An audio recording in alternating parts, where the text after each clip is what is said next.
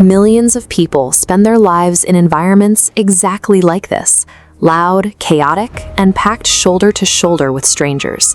It creates a natural, universal human desire to pack up and completely escape civilization. So, we seek out the exact opposite.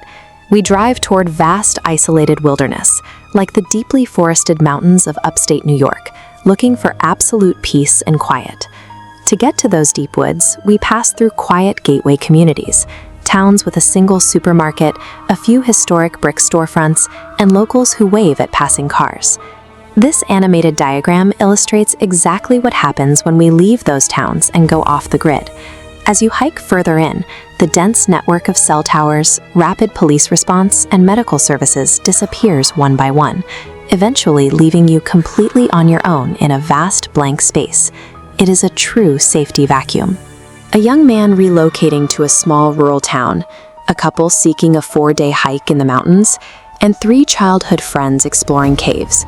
All of them stepped directly into this vacuum. They assumed that because they were entirely alone, they were entirely safe. But a vacuum rarely stays empty. Eventually, something creeps into the dark space you left unprotected. The exact isolation we seek out for inner peace provides a perfect, untraceable refuge for predators who need a place to hide from the rest of society. When an encounter begins deep in the woods, the brain's first defense mechanism is rationalization. It attempts to categorize anything out of place as normal to maintain the illusion of security. For our 3 groups, the first signs of danger were purely auditory. A hiker venturing miles off the trail heard a violent argument echoing through the trees, only to realize one voice was angrily belittling someone, while the other wept and begged for forgiveness.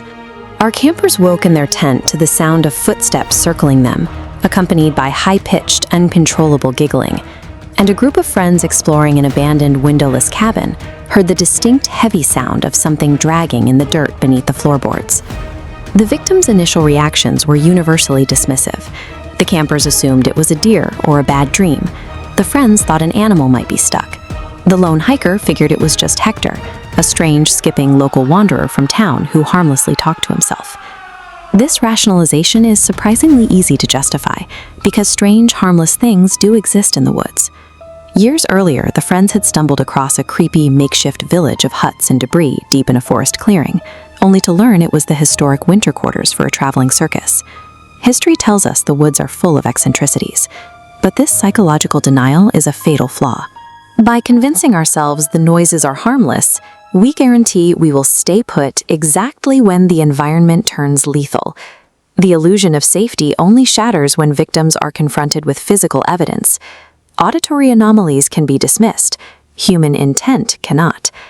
The morning after hearing the giggling outside their tent, the campers stepped out to find strange rocks scattered across their campsite in unnatural formations. By the second morning, they found bizarre symbols constructed from tied sticks placed directly outside their door. Inside the abandoned cabin, the friends kicked away dust and broken furniture to reveal a rusted trapdoor hidden in the floorboards. Beneath it was a ladder descending into an unnaturally cold dirt room that smelled intensely of rotten meat. Sneaking closer to the argument echoing through the trees, the lone hiker realized there were no multiple people. It was just Hector alone, violently switching between distinct, unrecognizable personalities. A single tied stick or an underground room proves that the isolation wasn't empty. It is evidence of intent, a sign that while you were sleeping or exploring, someone else was watching, planning, and waiting. Then comes the threshold, the split second where observation violently shifts into a mortal confrontation, forcing a pure fight-or-flight response.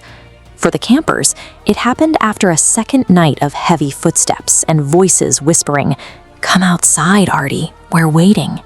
When they finally unzipped the tent flap, standing 20 feet away in the pitch black was a young woman in a pristine white dress, staring directly at them, smiling and slowly waving. Beneath the cabin floor, a man with lifeless eyes limped out from behind a massive structural beam. He dragged his right foot in the dirt, breathing heavily and mumbling in a language the friends couldn't identify. He stopped, turned his entire body to lock eyes with them, and took a single, deliberate step toward the ladder. Deep in the forest, the hiker watched Hector's angry personality announce, "He's hiding behind the tree. This time you can't let him get away." Hector turned to look through the brush. His blissful, skipping demeanor vanished, replaced by genuine, murderous rage. Hector immediately charged. He wasn't skipping anymore. He was sprinting.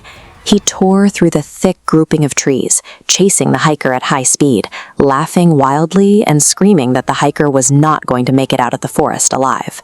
The reaction is always chaotic. The campers packed their bags, left the symbols untouched, and practically sprinted for an entire day to reach their car. The friends scrambled up the ladder and ran blindly out of the cabin, leaving the lifeless-eyed man at the base of the trapdoor. The lone hiker pushed his body to the absolute limit, sprinting wildly through streams and trees until Hector's screams finally faded. At the climax of an encounter, the deep woods instantly stop acting as a serene landscape. They become a massive, hostile trap. Making it back to the tree line guarantees physical survival, but it offers zero closure. Because the moment you leave, the wilderness actively swallows all the evidence.